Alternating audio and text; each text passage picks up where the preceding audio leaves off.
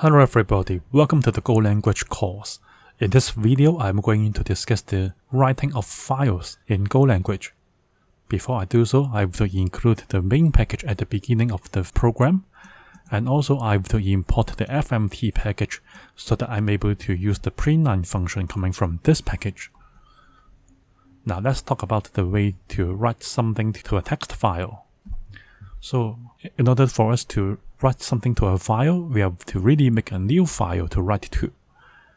Okay, and if the file that we create already exists, it will be truncated or cleared. That means the content will be overwritten. Okay, so how can I do so? I have to include the OS package, and then from this OS package, I have to use the create function. Okay, and this function would help me include the file name that I'm going to use for my new file to write to. Okay, and in order for me to use the OS package, I have to import it before I use it. Okay, that's why I import OS here. Okay, and the file will be created if there is no problem, and the file object will be stored in the file variable.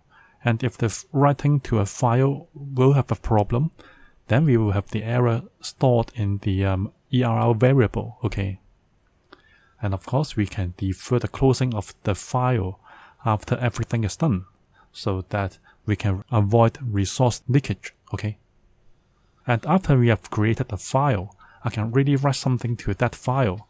How can I do so? I can use the write string function here to include a string to write to, and then I have to assign the result of this write string function to two values. One is called n, which is an integer, and the other is ERR here.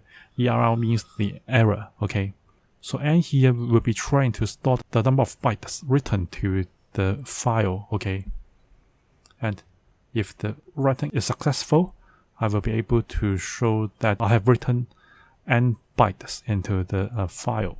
So let us see the result of running this part of the program. Okay, you can see that the file is created here. Okay, so you can see that hello world is really printed into the text file. Okay, so this file name will have a sentence called hello world here. Okay, and this file is really created successfully. And we can say that we have written 14 bytes into the text file. Okay.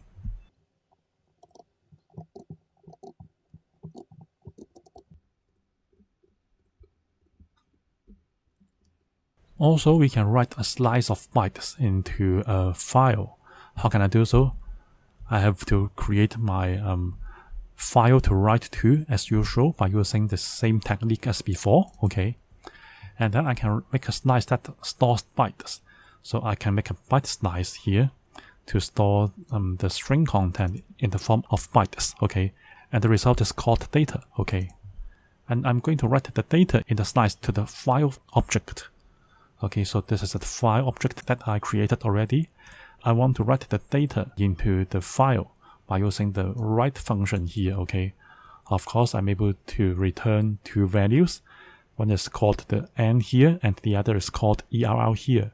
N is going to store the number of bytes, and ERR is going to store the error if there is some problem with the writing action. Okay, so if the writing action fails, I will try to print out the error because the error variable will not be null any longer.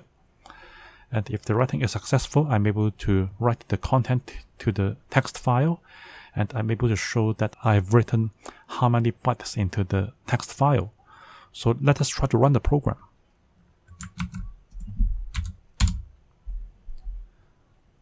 Yes, you can see that the file is created, and the file is just storing that particular string here. So I can use a byte slice to help me write the content into a file. Okay. Of course, I'm able to show the number of bytes written to the text file as well. Okay.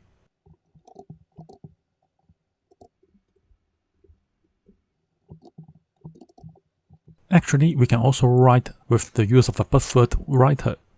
So what is the idea here?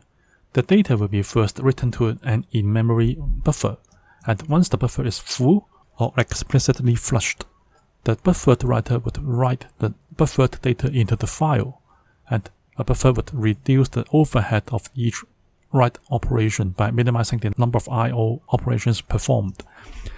That means we can use a buffer to reduce the overhead coming from the write operation. That's why it is quite helpful for us to use a buffer to do the writing. So how can I use a buffer? Let us see here. I can just create a file to write to as usual here, okay? And then I can use the bufio package. And then from this package, I can use the new writer function, and I can pass the file object to the new writer function. And since I have to use the bufio package, I have to really include it in the import part of my program file, okay? And then I can save the result coming from the new writer function to a variable called writer, okay?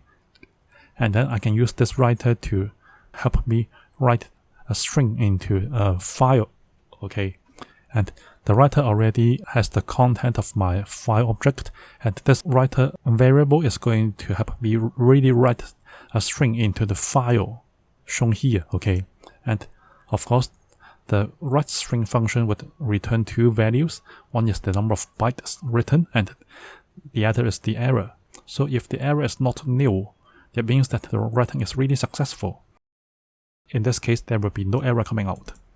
And after I've written the thing into the writer variable, I need to flush it. So I have to use the flush function here so that the content will really be put into the file object, okay? So the writer here is treated as a buffer, and the buffer can be flushed so that the content will be passed to the file object here, okay?